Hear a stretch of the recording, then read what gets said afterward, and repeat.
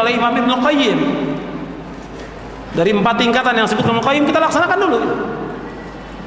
Yang insya Allah nanti kepemimpinan itu akan diberikan oleh Allah Subhanahu wa Ta'ala. Kalau orang mengatakan harus ada negara Islam, bikinnya di mana? Buatnya di mana? Buatnya di mana? Dan siapa pemimpinnya?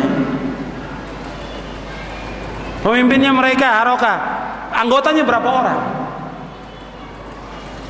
Jadi nanti orang yang lain akan bikin lagi. Oh ini saya nggak cocok dengan pemimpin ini, bikin lagi. Sama dengan jamaah-jamaah yang ada sekarang ini. Jamaah-jamaah bid'ah, jamaah-jamaah sempalan yang membuat baiat-baiat yang bid'ah, yang membuat perpecahan di tengah-tengah kaum muslimin. Seperti yang ada sekarang ini, sama dengan itu. Jadi tujuan kita bagaimana supaya tegaknya agama Allah di muka bumi, agar semua manusia beribadah hanya kepada Allah saja dan tidak berbuat syirik. Itu tujuannya. Sebagaimana yang disebutkan dalam ayat yang tadi. Wa qatiluhum hatta la takuna fitnatun wa yakuna ad-dinu lillah. Agar agama ini tegak, tujuannya supaya agama Islam tegak. Nah, sekarang kita dalam kondisi lemah, tegakkan agama untuk diri kita, keluarga kita. Kemudian kita dakwakan. Bagaimana wanita seharusnya jihad dalam berdakwah di tengah keluarga? Ya, mereka belajar dulu syariat Islam yang benar. Sebab nggak mungkin dia bisa berdakwah tanpa belajar. Sekarang ini banyak orang yang terjun di medan dakwah, tapi mereka tidak belajar ilmu syar'i, sehingga memberikan kerusakan lebih banyak daripada mengambil manfaatnya. Belajar dulu, setelah itu dakwakan kepada keluarga dengan lemah lembut, ya dengan buku-buku, dengan kaset, dengan buletin yang jelas ya, menjelaskan tentang Al-Quran wa Sunnah ala fahmi salaf. Sampaikan kepada mereka. Dimulai dari mendakwakan yang paling penting apa dulu? Tentang tauhid, menjauhkan syirik, kemudian menjauhkan bid'ah, melaksanakan sunnah, menegakkan sholat dan yang lainnya. Jadi kita lihat kepada al-aham fal-muhim, dari yang paling penting kepada yang penting. Bagaimana seorang wanita menuntut ilmu syar'i? Ya wajib menuntut ilmu syar'i, hukumnya wajib. Dengan dasar hadis Nabi, talabul ilmi faridatun ala kulli muslimin. Menuntut ilmu wajib atas setiap muslim. Kalau disebutkan muslim, masuk muslimah. Adapun tambahan muslimah itu dalam hadis itu dhaif, enggak bisa dipakai. Jadi yang benar talabul ilmi faridatun ala kulli muslimin, sampai situ. Kalau disebut muslim termasuk muslimah. Bagaimana hukum bom bunuh diri? Tentang bom bunuh diri dibahas oleh para ulama, di antaranya oleh Syekh Dr. Saleh Fauzan dan yang lainnya, bahwa ini tidak dibenarkan menurut syariat Islam. Ini termasuk qatlun nafs. Dijawab juga oleh Syekh Utsaimin, Syekh bin Bas dan yang lainnya demikian. Jadi bom bunuh diri termasuk membunuh diri, itu tidak boleh. Sedangkan Allah mengatakan wala taqtulu anfusakum innallaha kana bikum rahima. Jangan kalian membunuh diri kalian, sesungguhnya Allah itu sangat sayang kepada diri kalian. Saya adalah mantan jamaah tabligh. Apakah dakwah yang selama ini saya lakukan bersama mereka termasuk jihad fisabilillah? Ya tidak. Tidak termasuk jihad. Karena apa? Dia sendiri di sini disebutkan, saya waktu itu tidak punya ilmu. Bagaimana orang yang punya ilmu berdakwah? Ya wajib untuk ilmu. Dan yang mereka katakan jihad tidak termasuk jihad, karena mereka berdakwah tanpa ilmu, dan cara dakwah yang mereka lakukan itu tidak sesuai dengan pemahaman ulama salaf. Tidak dilakukan oleh para sahabat Rasulullah sallallahu alaihi wasallam. Kemudian mereka menentukan khuruj 3 hari, 7 hari, 40 hari. Dari mana ketentuannya demikian? Jadi ini nggak ada contohnya.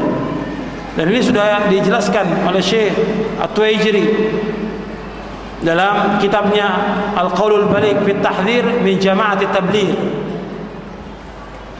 Jadi perkataan yang tegas, ancaman kepada jamaah tabligh, dijelaskan tentang kekeliruan dan kesesatan jamaah tabligh itu.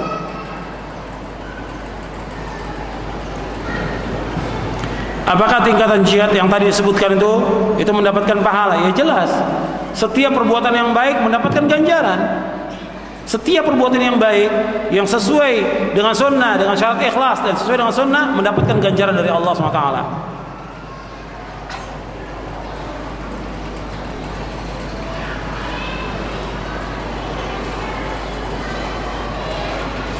Tolong ditegaskan lagi tentang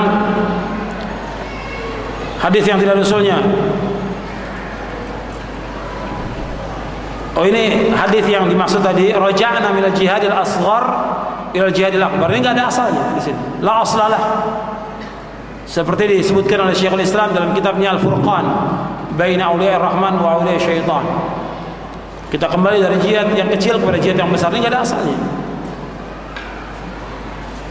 Artinya tetap aja memerangi orang-orang kafir, memerangi kaum musyrikin, jelas termasuk jihad yang besar sesuai dengan ketentuan syariat dan dipenuhi syarat-syaratnya.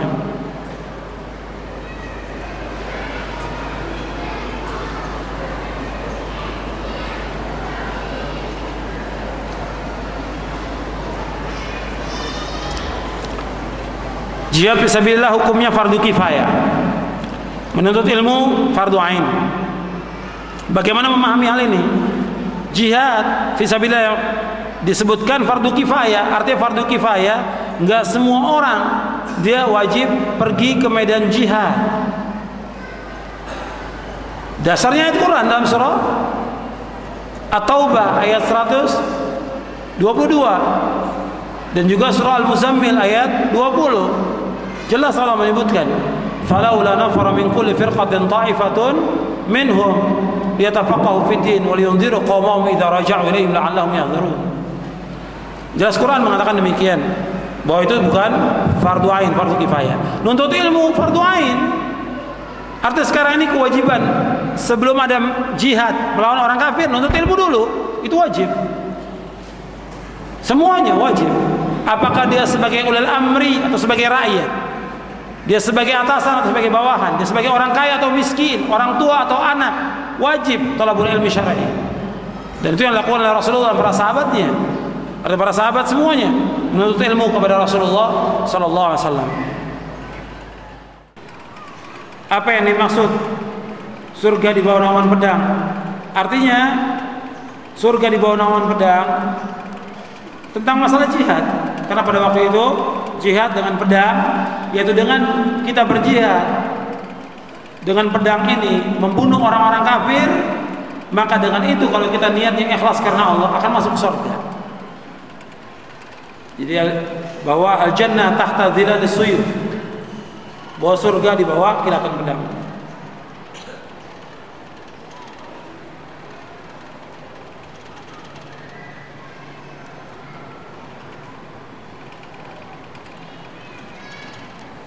Saya minta nasihat dan saran bagaimana saya belajar memahami Islam yang benar.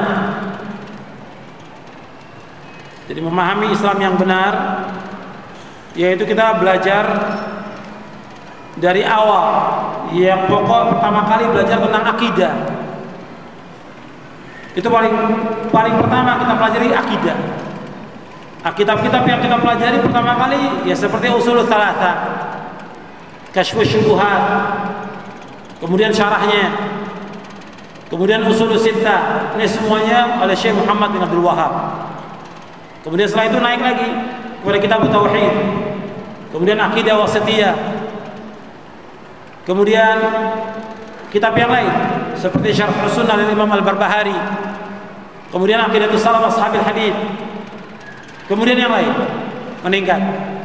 Kemudian juga untuk pemula lagi untuk belajar masalah fikih, ya belajar yang dianjurkan oleh Syekh Al-Albani Fiqh Sunnah. Fiqh Sunnah tapi dengan takhrijnya Syekh Al-Albani. Kemudian setelah itu kitab yang lain juga yang bisa dipelajari seperti Bulughul Maram min Adillatil Ahkam dengan syarahnya. Syarahnya ada banyak, ada Subulus Salam, ada Tawdihul Ahkam dan yang lainnya.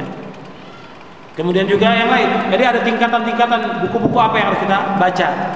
Sebab sekarang ini banyak orang belajar dibaca semua buku, gak dapat apa-apa, gak mengikuti tingkatan bagaimana penjelasan